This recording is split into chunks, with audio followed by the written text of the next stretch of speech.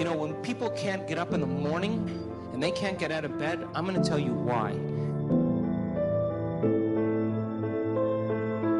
Because they can predict the feeling of everything that's going to happen in their life. And their body's resigned to the familiar. It says, oh, another mundane day. But remember when you were a kid and you were going on a field trip? What happened then? You were up and dressed and ready to go before your parents were up.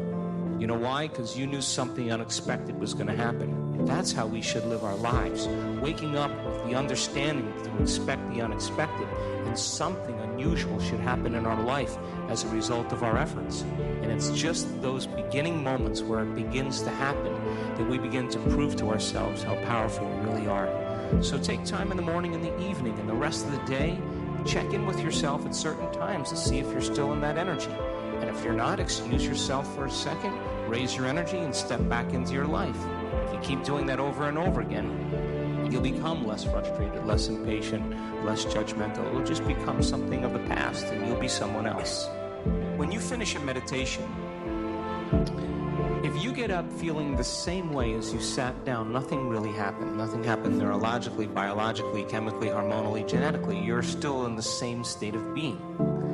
But when you get up and you feel like an elevated sense of self, and your heart is swollen, and you have a clear vision of your future, and your energy's different, the question is, how long can you maintain that state?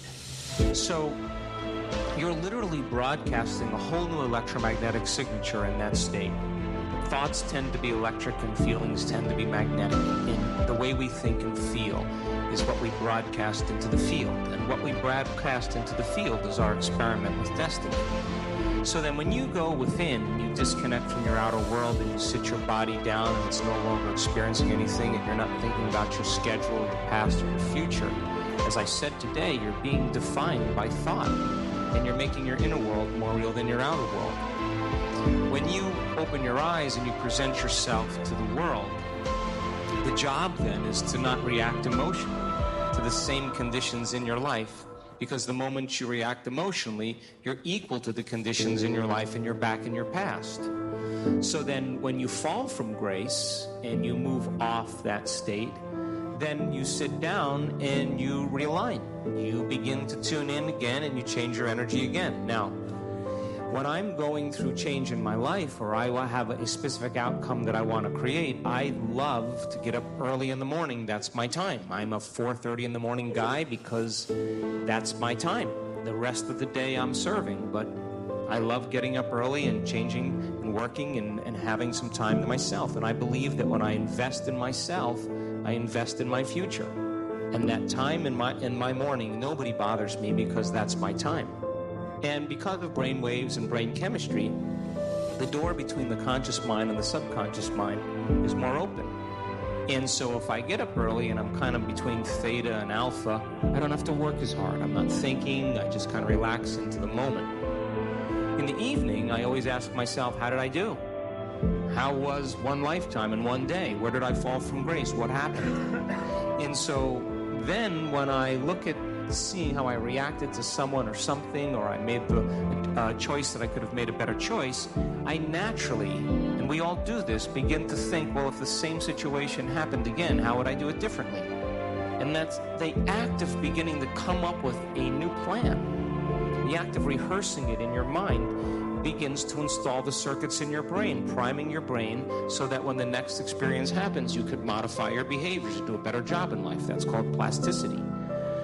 So then, if you decide, okay, if I'm taking time out of my busy life to emulate the divine, a creator, then if I'm going to create something unlimited, I better feel unlimited. If I'm going to do something magnificent, I have to become magnificent. And if you keep doing that over and over again, it will begin to become more readily available to you, get easier. And so when we're in that energy all the time, that's when the synchronicities and the serendipities and all those wonderful coincidences begin to happen. And it's those coincidences that are feedback in our environment where the field begins to open doors for us. That's what we want to occur. Now, I have worked on things in my life, and I'm a sincere person when it comes to this. I've worked on things in my life for years. And I always thought it was about the event or the experience I wanted to create. But all along I was changing.